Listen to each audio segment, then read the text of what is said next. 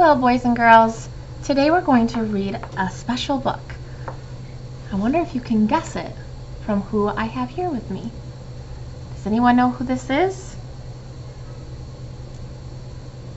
If you guessed Courduroy, you are right. Today we're going to read Courduroy. And when I was little, and I was in young fives in kindergarten and elementary school, my mom used to read this book to me. So I'm really happy I get to read this book to you today. All right, so Courduroy is going to help me read. So the title of this is Courduroy, and it's written and illustrated by Don Freeman.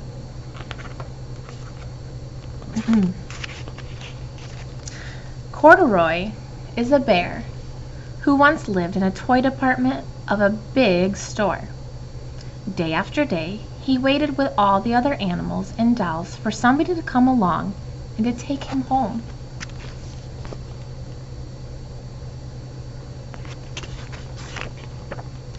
The store was always filled with shoppers buying all sorts of things, but no one ever seemed to want a small bear in green overalls. One morning, a little girl stopped and looked straight into Courduroy's bright eyes. "Oh, Mommy," she said, "look, there's the very bear I've always wanted." "Not today, dear," her mother sighed. "I've spent too much money already. Besides, he doesn't look new. He's lost the button to one of his shoulder straps."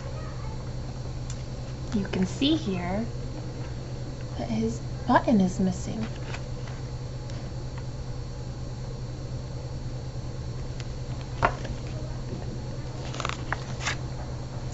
Courduroy watched them sadly as they walked away. "I didn't know I'd lost a button," he said to himself. "Tonight I'll go and see if I can find it."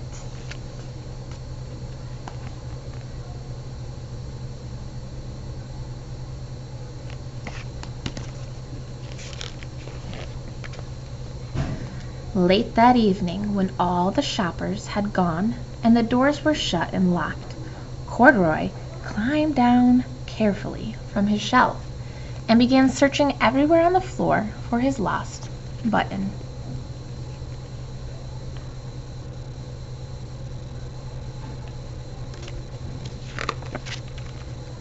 Suddenly, he felt the floor moving under him. Quite by accident, he had stepped onto an escalator, and up he went. Could this be a mountain, he wondered? I think I've always wanted to climb a mountain.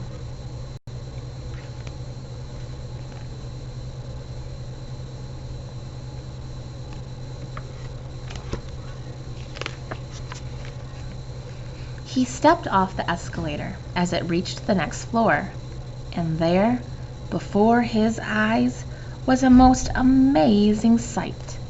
Tables and chairs and lamps and sofas and rows of beds. "This must be a palace," Courduroy gasped. "I guess I've always wanted to live in a palace."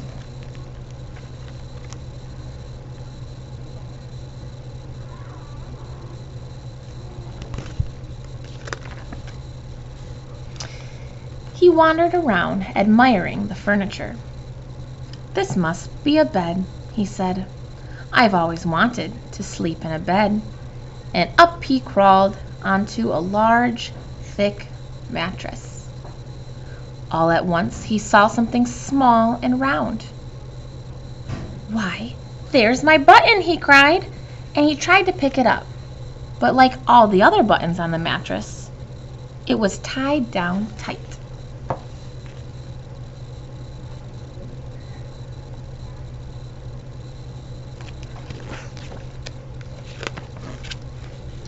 He yanked and pulled with both paws until, pop, off came the button, and off the mattress Courduroy toppled. Bang! Into a tall floor lamp. Over it fell with a crash.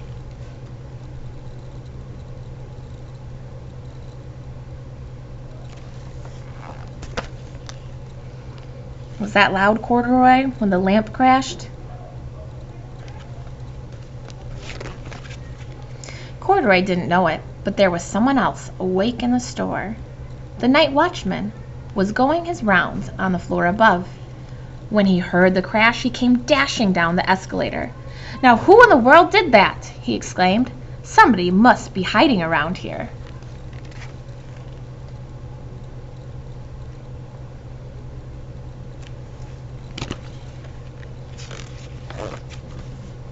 He flashed his light under and over sofas and beds until he came to the biggest bed of all.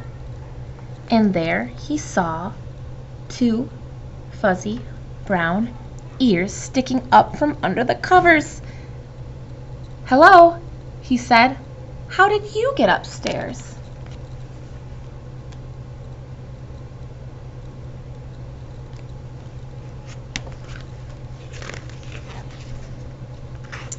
The watchman tucked Courduroy under his arm and carried him down the escalator and set him on the shelf in the toy department with the other animals and dolls.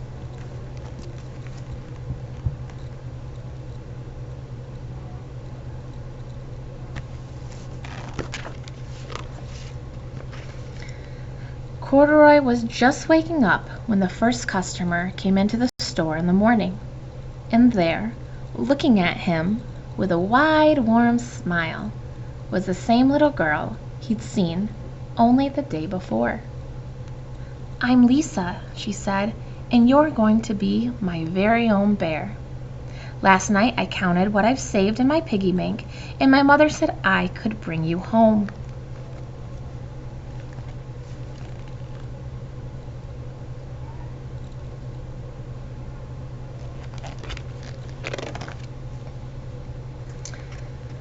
"Shall I put him in a box for you?" the saleslady asked. "Oh, no, thank you," Lisa answered, and she carried Courduroy home in her arms. She ran all the way up 4 flights of stairs into her family's apartment and straight to her own room.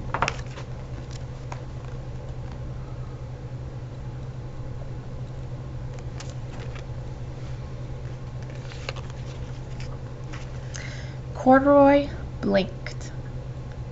There was a chair and a chest of drawers, and alongside a girl-sized bed stood a little bed just the right size for him.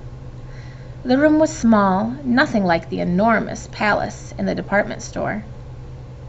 "This must be home," he said. "I know I've always wanted a home." Lisa sat down with Courduroy on her lap and began to sew a button on his overalls. "I like you the way you are," she said, "but you'll be more comfortable with your shoulder strap fastened." And you can see that now he has 2 buttons on his overall straps.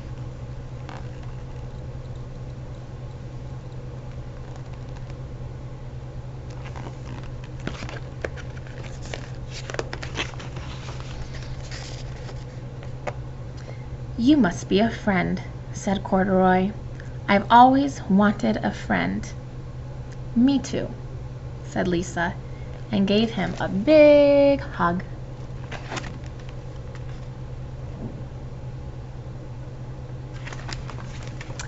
Thanks for reading with us, and wave goodbye, Courduroy. See you later.